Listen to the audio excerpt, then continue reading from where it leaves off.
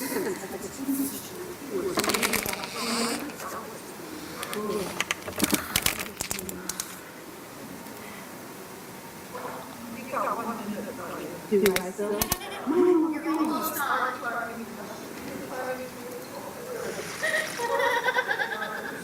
one way to the next. I hope this marker works today, so I have a red one up here.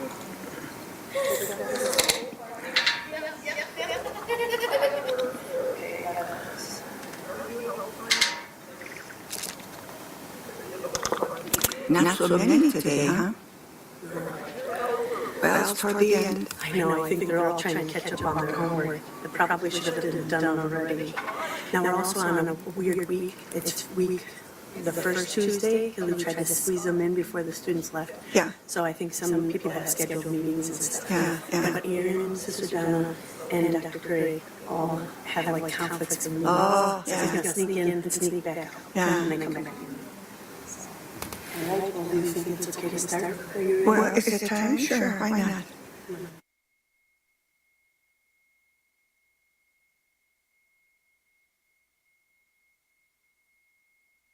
You're right.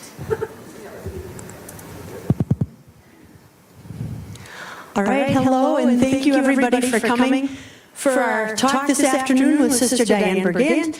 This is part of the Catholic Intellectual Tradition series, sponsored by the Mission Integration Committee here at Marian University, and we welcome everybody in person and everybody who's going to join online, either live or later. So thank you very much for tuning in. Today's topic is beauty, right? The vision of beauty. Is it vision or reality? Power of beauty. Vision or reality? So Sister is going to share with us again a perspective that can deepen our understanding of this principle of the Catholic intellectual tradition. And without further ado, I think she's got plenty to share with us. And we just want to say thank you again so much for coming and sharing with us today and each time. Okay, my pleasure. All right, good afternoon. I'd like to do what I have done each time, read the description of the topic as it's found in the mission guide. What is different, as I said before, is the order in which I have addressed them. And I changed one or two, not too many, but one or two descriptive words or words in this description. Okay, the power of beauty. This is what we have here. The awareness of beauty is one of the most profound qualities of Catholic humanism. And again, that's a rather, unfortunately, and I want to say that, it's a rather narrow description. And the narrowness is found in the idea that it's a quality of Catholic humanism. It's a quality of humanism. Catholic is not the overarching theme. And there was a time when these particular values, or values very much like them, really were drawn up. And at that particular time, Roman Catholicism was in much more of a defensive mode than it is now. So it was important for us, or at least this is the way some people understood what was going on, that it was important for us to fight our way to be heard. And that is not the case now. We have different issues that we are struggling with in the broader society. But what I'm going to say today could be said in the Lutheran school or in a Jewish school. Let me read it again. The awareness of beauty is one of the most profound realities or qualities of humanism. Excuse me. The Catholic intellectual tradition is an artistic tradition. That's another very interesting thing, because art used to be an add-on. that kind of education was not valued as much as another kind of education, arts and sciences maybe, and then science. So, but it is, as this says, it's an artistic tradition, and I hope to make that clear this afternoon, what we mean by that. The Church's sacramental vision of God and the cosmos, the CIT, or the Catholic intellectual tradition, is an artistic tradition.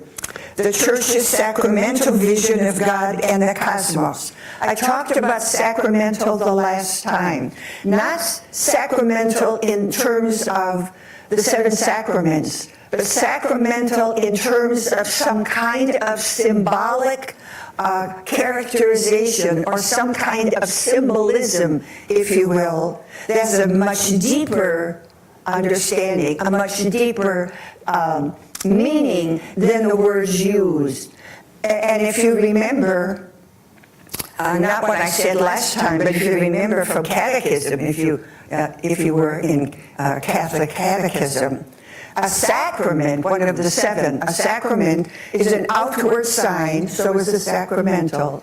An outward sign instituted by Christ to give grace. I learned that in 2nd grade.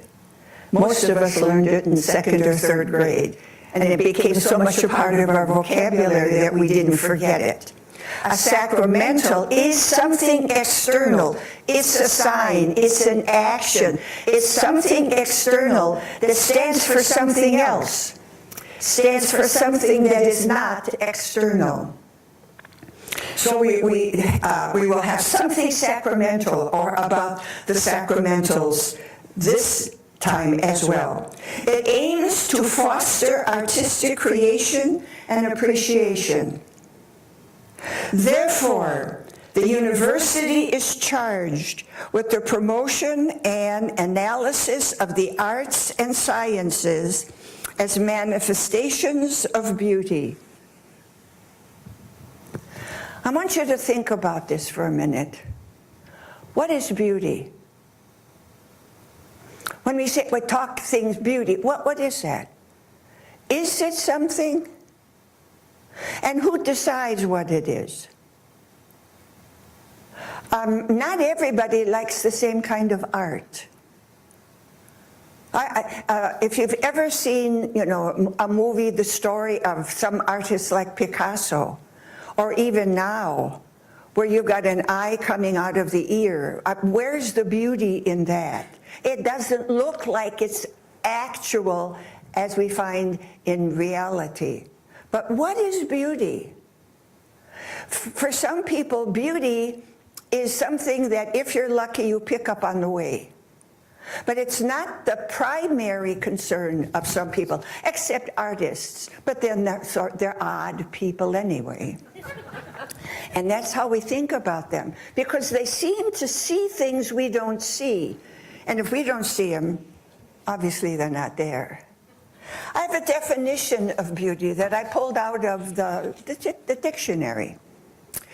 Beauty is a subjective or objective quality. It's a quality. And when I say that, does it mean it's not a thing? Like this is a desk, and this is a piece of paper. And where do you see beauty? I realize you're looking at me. Beauty is a subjective or objective quality in objects or people or experiences that brings pleasure, fascination, or a sense of harmony to the viewer. Let me read that again and see, what would you add to that? Would you even agree with it in the first place?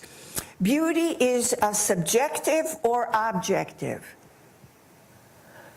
The subjective aspect, of course, is we don't all agree on what is beautiful.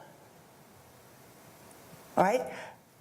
Also, we don't all agree on what the group that we belong to thinks is beautiful. So it can be subjective and it can be objective. But in neither case is it concrete. And so in a certain sense, where is beauty?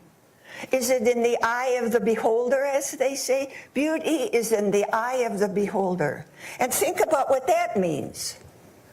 It really means that it's a subjective reality, if it is a reality, or as this definition calls it, an objective quality. I should say a subjective quality. Now, in a certain sense, these are not pointless questions. This institution is founded for the sake of beauty, so that those people who come to the institution, not simply to use it, though we all use institutions that we belong to, but that's not the primary reason that this institution exists. The institution exists not to be served, but to serve.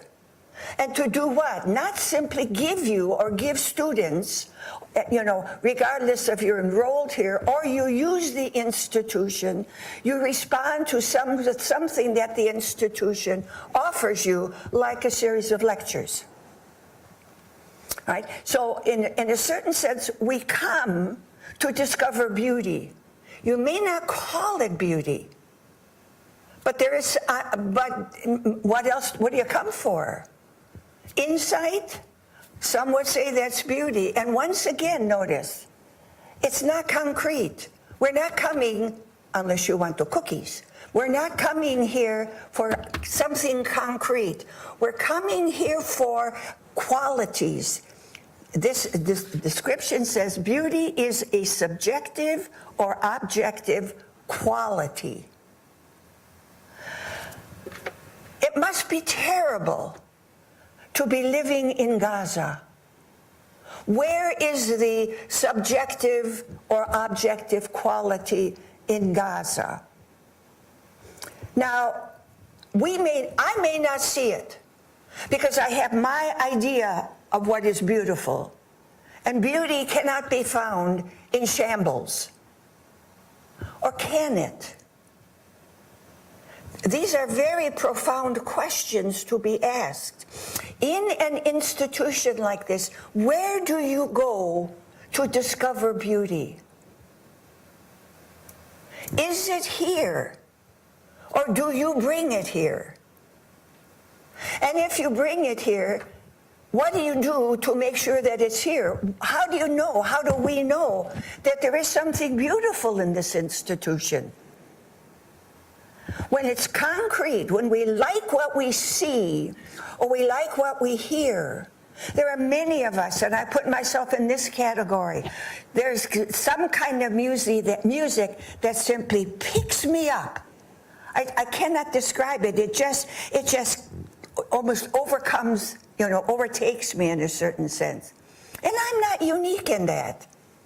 It's a very common experience, but it may not be the kind of music that does it to you.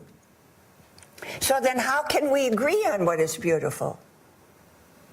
Or do we have to agree on what is beautiful? Remember, that's the purpose of this institution, not just cram information in so that we can then get something out of it. The Western civilization, and that's us. We are Western civilization. It's not simply that we use it and we learn it. It's us. We are handing it down to the next generation. And I ask the question, how are we doing? Handing down beauty for the next generation. We don't, do we even know how to define it? So it's subjective or objective. Quality in objects. In this building, in this room, what would you consider beautiful? And why? Objects, people. And by this I don't simply mean, that she's pretty and he's handsome. That, yes. But don't limit it to that. Because then we have put the value and the identification of beauty on human characteristics.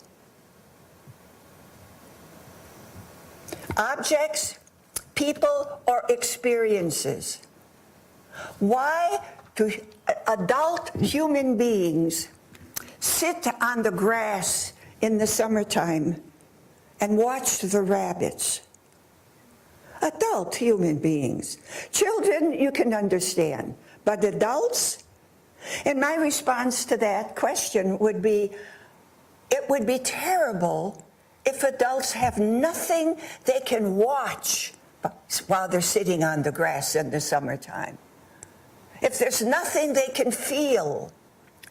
And chances are, for those of us who don't watch anything beautiful in the summer or the winter, stand by a window and watch the snowfall in Fond du Lac, Wisconsin. One of the most beautiful snowfalls I ever saw was in New York City. I had gone to visit our sisters, and one of my good friends was stationed in one of our schools. And we had planned to go down to the city, down to New York, and we were going to see a play with Anne Bancroft. Now, if you know theater, she's deceased now, but you have some sense of who Anne Bancroft was. Well, somebody in the house said, with this kind of weather, and it was snowing, and it was not a violent snow, it was one of those beautiful snows. And I don't know how you describe beautiful, but it was one of those beautiful snows. And she, the other sister said, you're going to get snowed in. We are up in north, all right, in northern part of the city. And you take an L to get downtown, so you're not in the snow. And then, we crossed the street and we were at the theater. And the snow was one of those kinds of snowfalls that they have in movies. Not stormy, not violent, but just gentle and beautiful. We've all had experiences like that. Think about what you think is beautiful. What gives you pleasure? What fascinates you? We are fascinated by elements of the natural world. Again, the summer between, I remember certain things, and I don't know why I remember them from my childhood. But the summer between my 8th grade and my freshman year in high school, I took care of 2 little boys. Most of every day in the week, except the weekends. One of them was 18 months old, and the other one was 2.5 years. And I remember it was a Sunday. I was over at their house, which was 2 blocks away from where I lived. And I brought them over to my house because we were having Sunday noon meal, and they were going to join in the dinner. And the 18-month-old was sitting in a high chair underneath a pear tree in our backyard. And he found the sunshine that came through the trees of the pear tree, through the leaves of the pear tree, hit the tray on the high chair, hit the tray. And the kid discovered that if he moved his hand, a shadow would dance on the tray. Now, this is an 18-month-old. That kid was fascinated by the shadow caused by his hand when he moved his hand. And he played with that shadow at least 20 minutes for somebody who's 18 months old. Fascinated by that. What did that little boy see? And we do the same thing. Maybe not because we understand the science that is there. And we may not have, sit underneath the pear tree, or maybe we will. That was also a good climbing tree. And I would sit up in that tree for a long time, doing nothing, just being there. Now, is that beauty? I thought it was. I experienced it as pleasure, fascination, and a sense of harmony. And this is an example of subjective. And now if this were a classroom, I would say, now write down for yourself, right now on your paper, describe a comparable experience in your life. Some people are more trained. It's part of their training because they are studying or they are involved in lifestyles that focus on that experience or an experience comparable to them. How do we experience beauty? And the answer to that is primarily through the senses. We smell it, or we smell something, and we think, isn't that beautiful? I mean, I keep using the word and not on purpose. It just comes. Because everybody knows what that word is. But does everybody know what the word may be? But what about the experience? Often described as a blend of sensory delight. So it's the senses that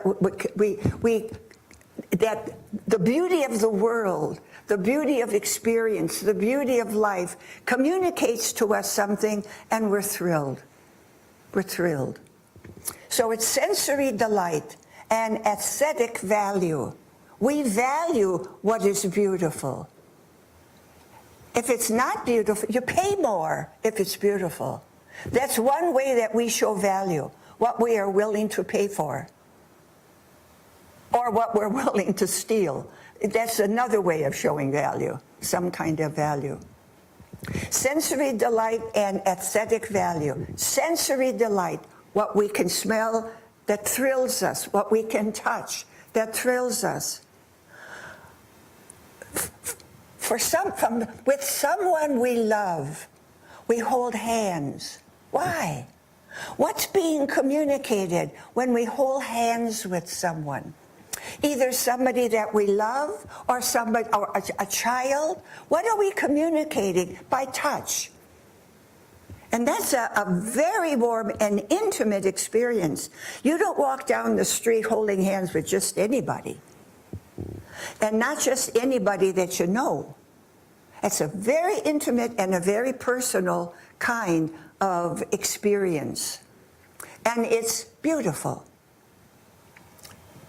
Okay, beauty also encompasses both outer appearances like symmetry and color. What's a beautiful color? Who decides what's a beautiful color?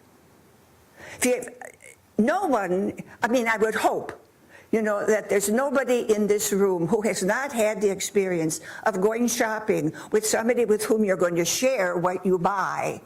And that person has a different values in certain colors. My mother used to dress us up in pastel colors. I cannot tell you how, even as a child, I didn't like pastel. I like muted colors. Now, what does all of that mean? What makes, from my point of view, what makes pastel not beautiful? But what makes muted colors beautiful? And I can say this to you because you're no different than I am. That's part of being human. It's part of being unique as well. So all these appearances, symmetry, color, texture. We pat our shoulders if we have a fur coat or something like that. It feels, what does it feel? Beautiful, I guess.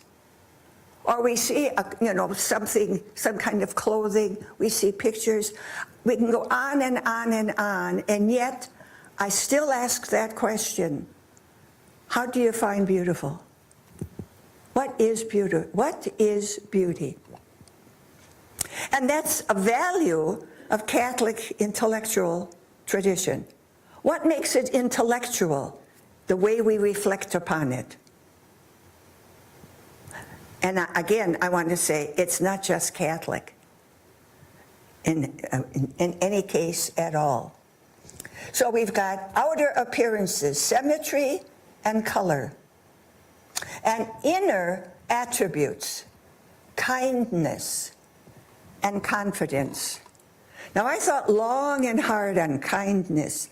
How is kindness beautiful?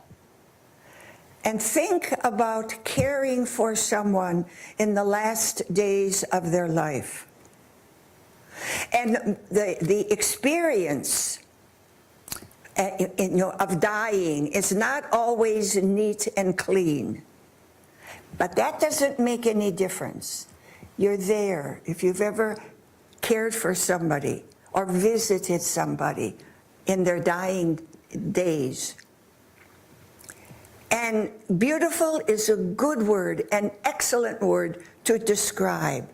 There are some occupations that are by definition like that and are beautiful. And people choose them, those occupations, because they are beautiful. Teaching occupation is beautiful. I taught in the same institution for 48 years down in Chicago. That's a lifetime down in Chicago. And I remember I wrote to my former student, one of my former students, who is now the Pope. I wrote to him after he became a cardinal, and I wrote to him saying, I have always felt that the greatest gift that I have received as a teacher is to have been part of the ministerial formation of future ministers in the church. I have always felt that, not just, filling people up with information, but that is an experience of ministerial formation. What goes on in this institution, we're not just, again, I say, not just, stuffing people with information. We are part of their formation.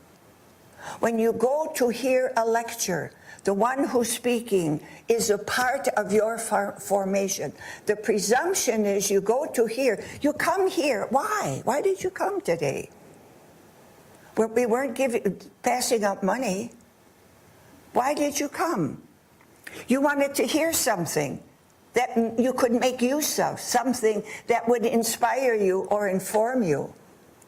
And I'm saying this not to build myself up, because there are times when you're not going to get it from me, because it's not a good day for me, or the material I don't know too well. So there's there's no guarantee that you're going to be inspired, but we're both trying. All right. So in a very real sense, you want more formation.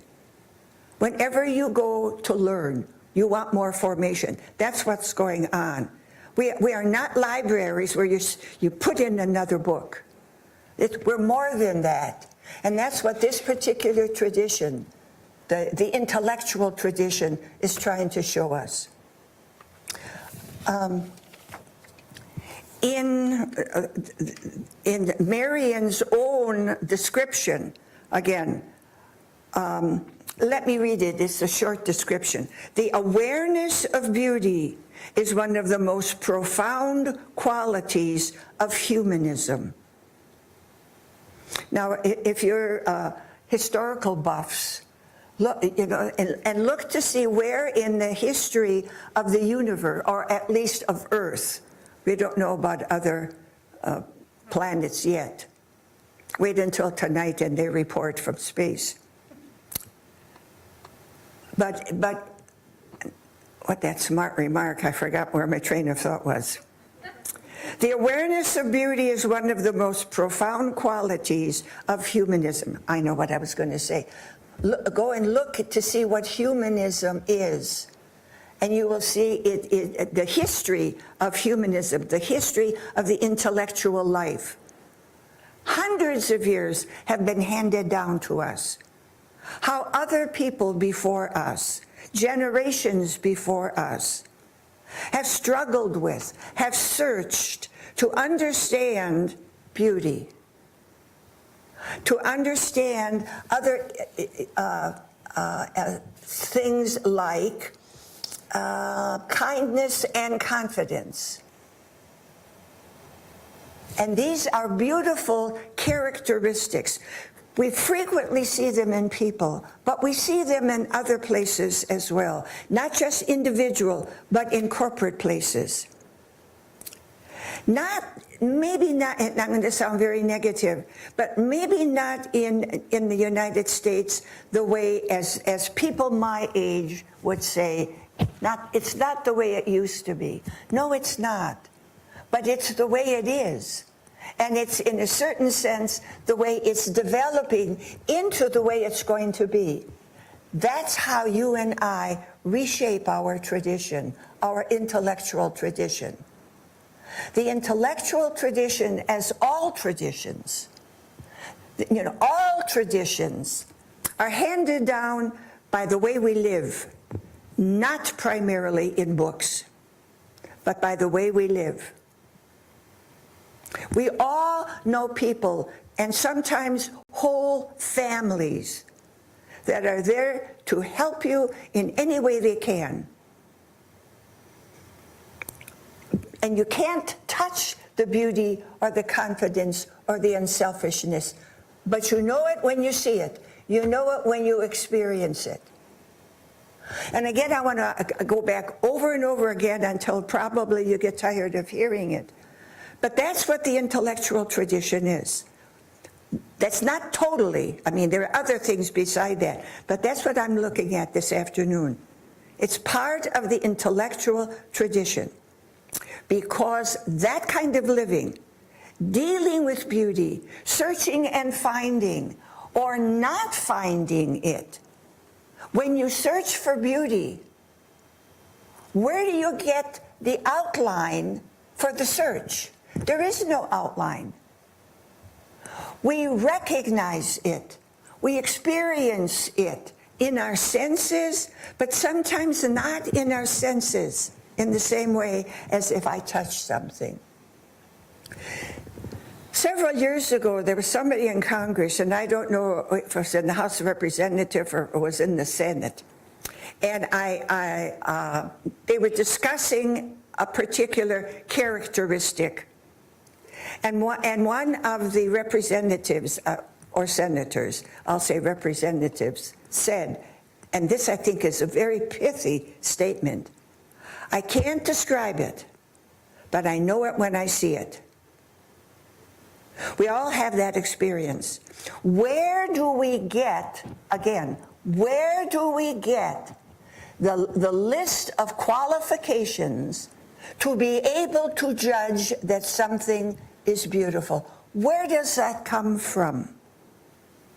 Now, I'm a person of faith, and faith has very little to do with books. I'm not talking about faith in that. Faith is an attitude toward life, where many of our profound questions and questions about beauty and confidence and kindness and generosity, those questions sometimes can only be answered with a question or an issue of faith.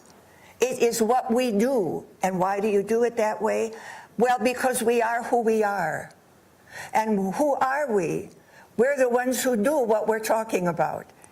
That's about all we can say about it, which is profound. But if you want something, that's concrete, and you want a definition of the natural spring water, you're not going to. This is concrete. But the talking about some of the values of an intellectual tradition, of our intellectual tradition, it's not that concrete, and yet we know it when we see it. Or we are disturbed by it when it happens. Or we are disturbed when it's not there and we think it should be. So again, let me read. The awareness of beauty is one of the most profound qualities of humanism.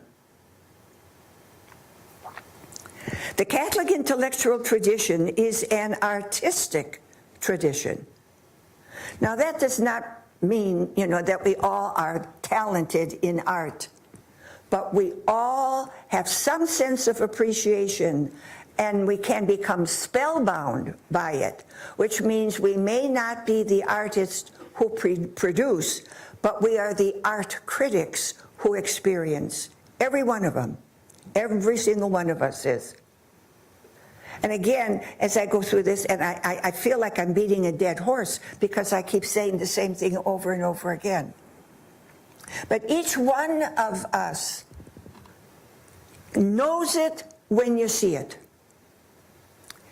And certain generations, within the generation, we have something in common. Now, what we consider to be good art can include hundreds of years of art. Hundreds of years.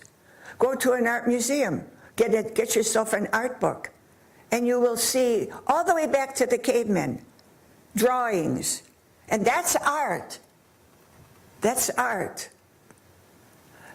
But you will also discover that there will be some works that we are told that this is good art that we don't particularly like.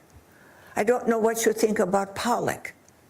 I mean, it's almost like just sort of flip the paint off of the brush, and it goes onto the palette, and for $1,000 or thousands of dollars. Some people don't like Pollock. Some people don't like Rembrandt.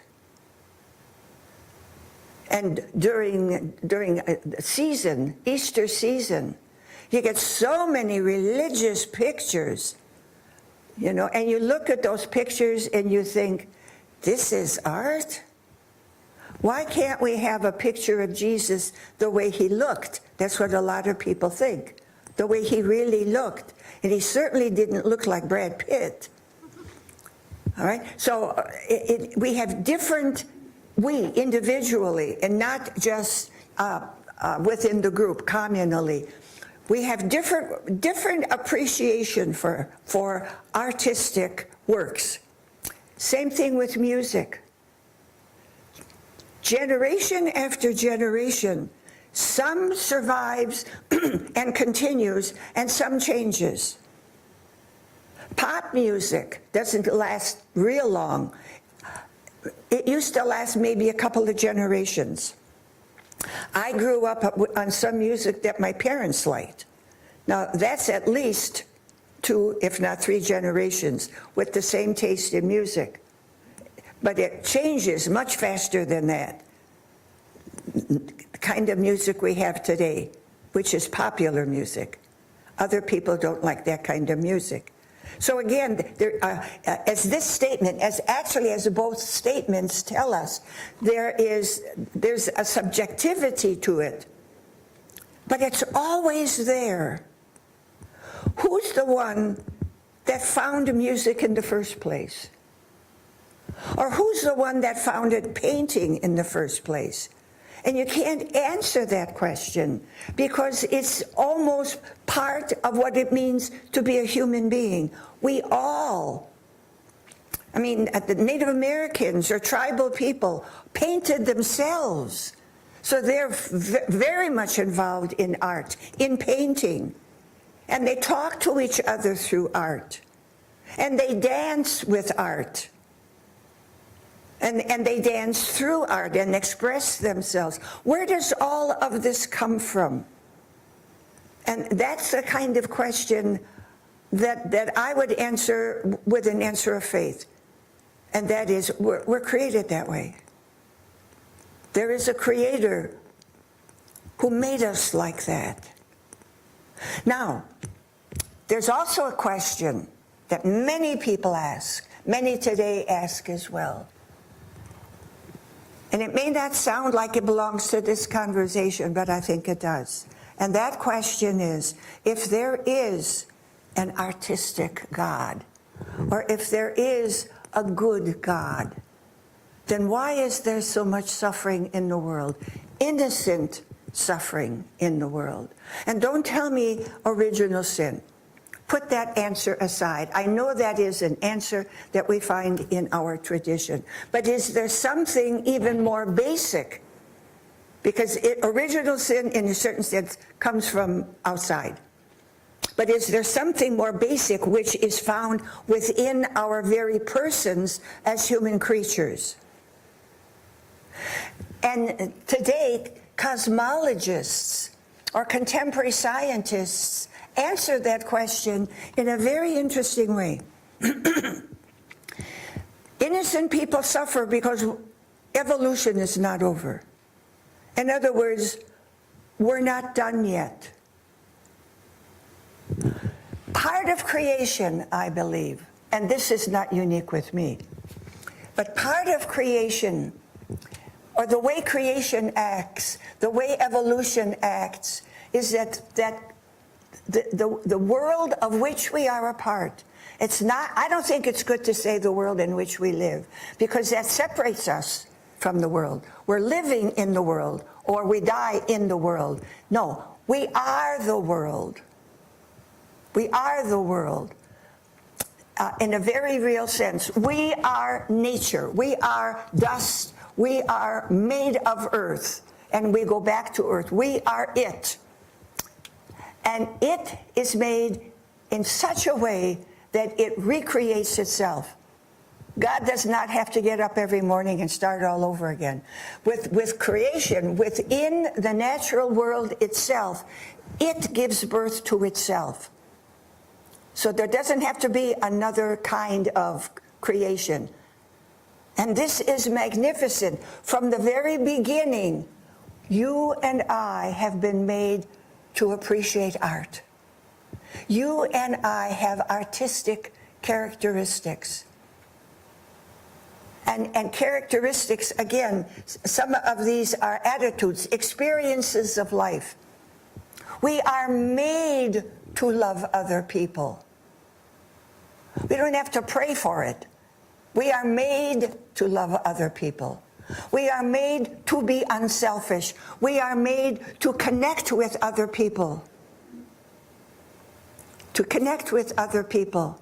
The only thing that we do all by ourselves is be born. No. And that's what somebody said. I should have paraphrased that better. Somebody said the only thing we do by ourselves is to be born. And yet, when we were born, we were not alone. We had a mother there. And that very fact, dying, I think, we might do alone, but not being born. Because as we are born, we are made as communal people. We are made as individuals, but we are made as communal people.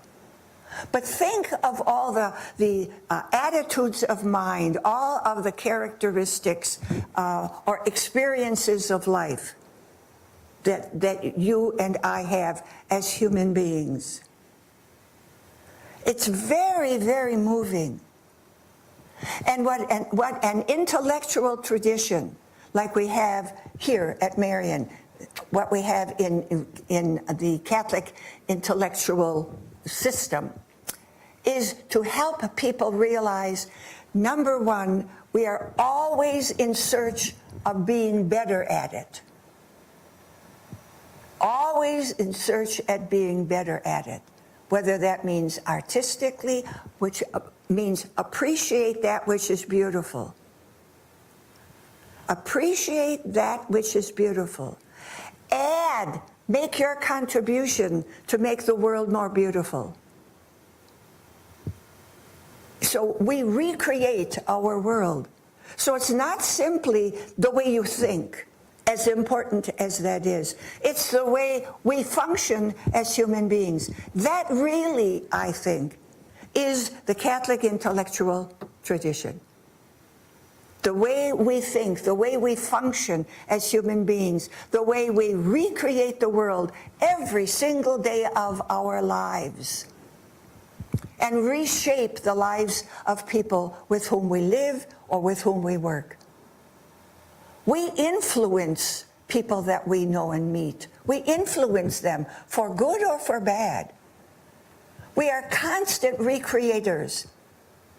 And that's all part of why you come to an institution like this. But sometimes we miss the connection because we look at our lives and we look at what we do in life, our experiences in life, the values that we espouse. We look at them to see what can we get out of them. What can I get? And what can I get away with? I want a degree. I want a degree. And I'm forced to study because I want a degree. And I want a degree because I want a good job. And I want a good job so that I'll get money. It's all what can I get? And I realize it is foolish for me to think that any one of us in this room does not really want to get ahead. Of course we do. Of course we use things and sometimes people.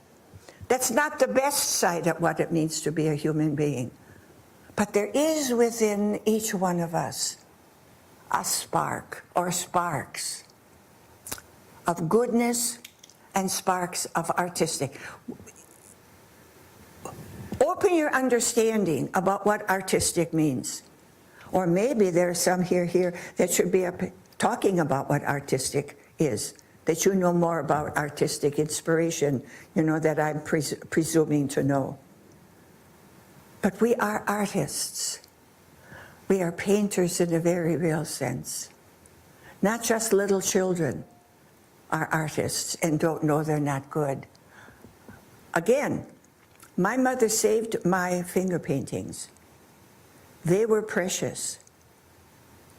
And I'll bet your parents saved things. And if you are parents, I bet you save things because they're precious. And why are they precious? Because someone of value thought enough to make it and give it to you. And it was with great joy that they did. Could they have been sold to make a lot of money? Well, perhaps not yours, but I'll bet you Rembrandt, if he did finger painting, somebody would have saved it, and wouldn't we be able to cash in if we got some of Rembrandt's finger paintings?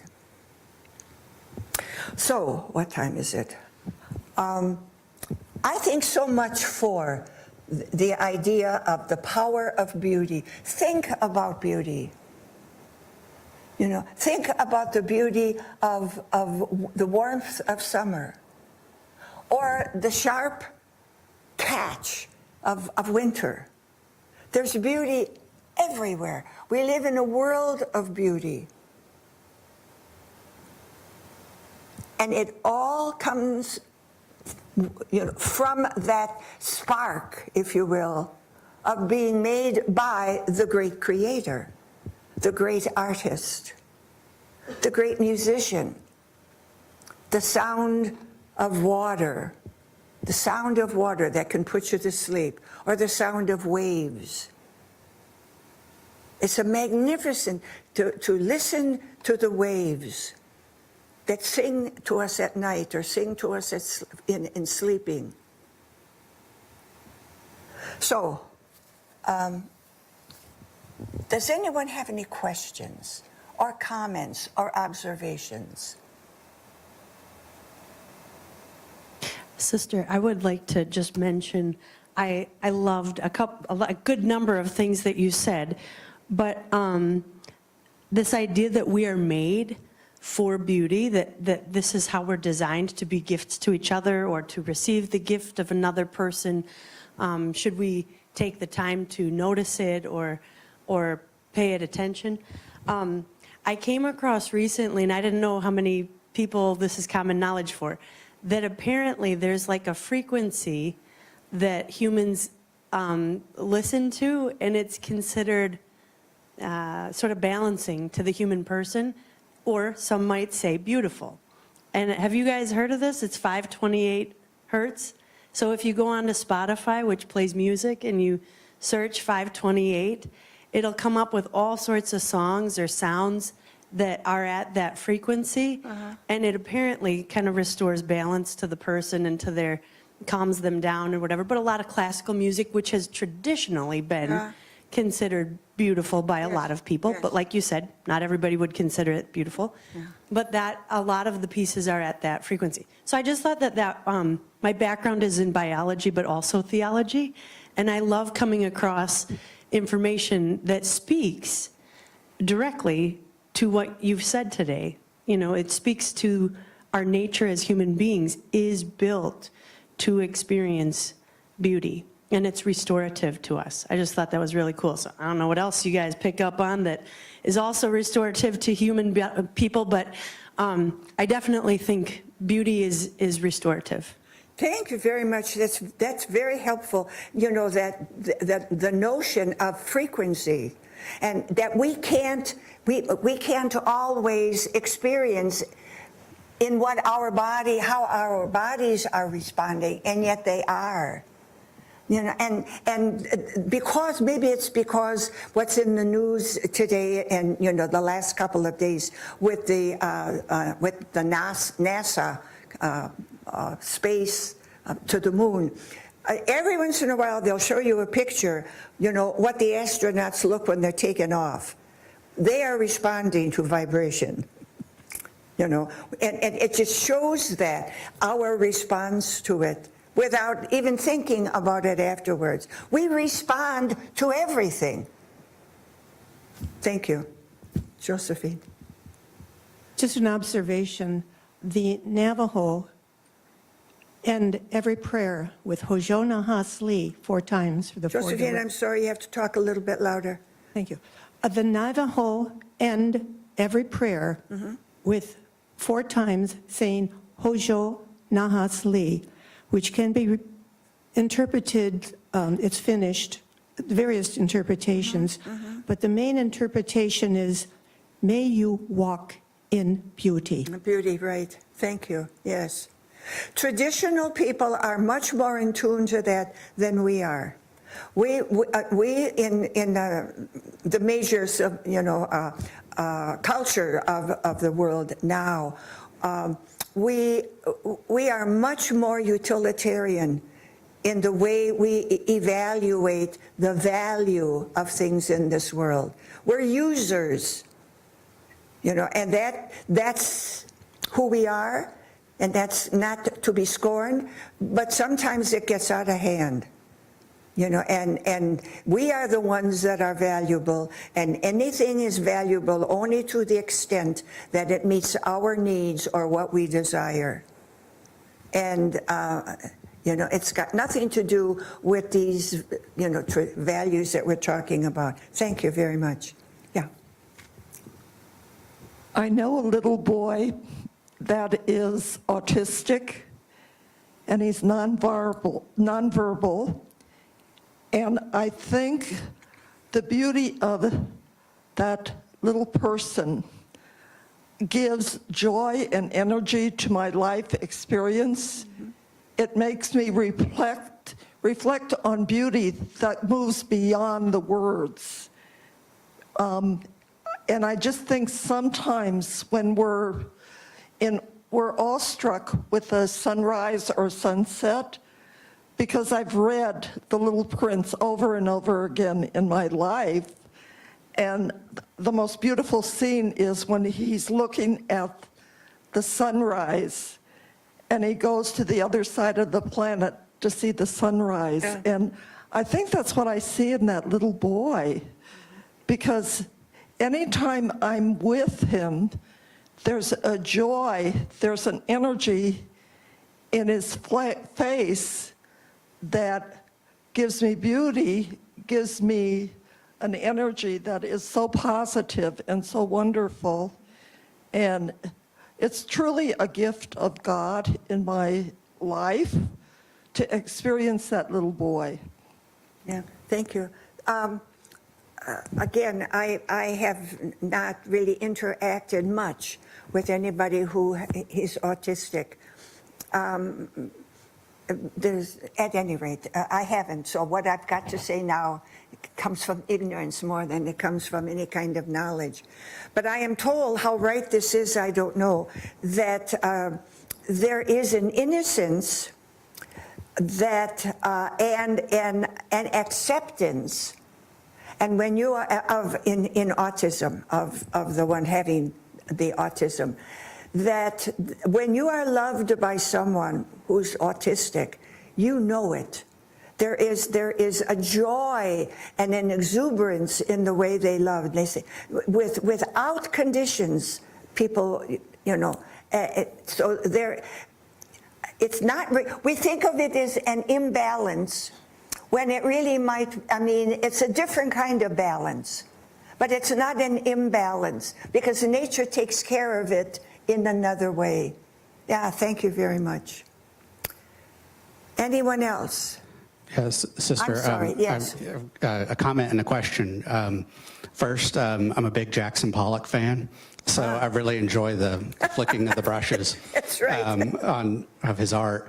My question for you is you talked about beauty. It was what was sort of lacking in the definition, but I think implied was that beauty is either created by God or humans, but we are faced with an age in which machines are being challenged to create beauty now. What are your thoughts on that? Can machines through artificial intelligence and other means create beauty? First of all, let me explain. I got a metaphor that I want to use to explain how I talk about God's activity in the world of which we are a part. Think of a house that with a water system, and the water is tremendous power and strength, as water is. Tremendous power and strength. And it's in the water system. It's in the pipes. But you don't benefit from it until you turn on the spigot or until you turn on the faucet. Okay? So I think the power of God is like the water that's in creation, which is the water system. Now, who brings forth the power of water? Do human beings or does God? And the answer is yes. Human beings turn on the spigot, but you're not going to have any water unless somebody turns on the faucet. But it's not my power that comes through when I turn on the faucet. It's the power of the water. So in a very real sense, now that's just background. All right, to answer your question, so machinery can create something, already has been creating things that are made by other machines, not just by human beings, but other machines. Okay? It's still God acting because there is no power of creation or recreation or innovation. There is none of that, says our faith, that is not somehow the action of God. It sure is not ours alone, but it is ours because machines don't make, at least at this point, machines are made by human beings or other machines that are made by human beings or other machines that are made by human, and on and on and on. So somehow in there is human activity. Maybe not immediately, maybe someplace in its past, but it's human activity. But humans would never be able to act in that way were they not somehow empowered by God. So in that sense, we really literally are co-creators with God. Anything that is made by God. And some of the things that are made, we have our fingers in. Now, I don't know what to say about artificial intelligence, except that we've been experiencing it for years without knowing it. That I believe. Who do you suppose is in your computer correcting your spelling? Isn't that artificial intelligence? So so that kind of human product, benefits us. At least now, it does. the whole question about, there have to be restraints, of course, because too much of a good thing is not a good thing. That we have seen, you know. The United States has had nuclear power and has been using nuclear power for a long time. But we also know how we use it is not always for the good. All right, so to that extent, you know, we participate in this constant movement of development or whatever, but we don't do it ever. We never do it alone. Now, I don't know if that answers your question. I don't know what else to say about it, though. Okay. Yes. Well, I was just going to say thank you. I feel like I could go on and on with this one for a long time. I don't know how many thoughts you guys all have too. But just as we close for today, and thanks, Sister, again for coming, I have one closing thought, and that was when you talked about the experience of beauty and how music just like lifts you up, I think you said. Yeah. And it made me think of this quote. I think it was St. Therese of Lisieux says, her way of thinking of prayer is that it can sometimes be just a surge of the heart that connects us to God.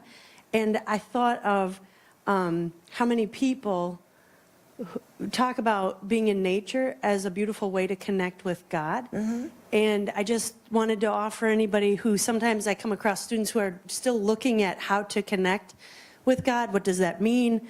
How can that look? I don't know what to say in prayer and so forth. And I just thought how beautiful and profound it is that the experience of beauty often can be its own little prayer. It's this lifting up of ourselves and connecting us to the source of beauty. And I just really appreciated that. So if all of us could just take a moment to slow down this week and hear those birds chirping out in the springtime and, you know, notice the small things that sometimes we speed right by, I think all of us will be a little bit more connected to that source of beauty. So thank you so much to Sister for coming and sharing with us today. Thank you very much. I just wanted to point out that the next lecture is the final in the series, and it is in 2 weeks. So we are, like all good college students, just cramming here at the end of the semester. And so we will join back together on April 21st in 2 weeks. So thank you so much. Thank you again, Sister. Thank you. Thank you.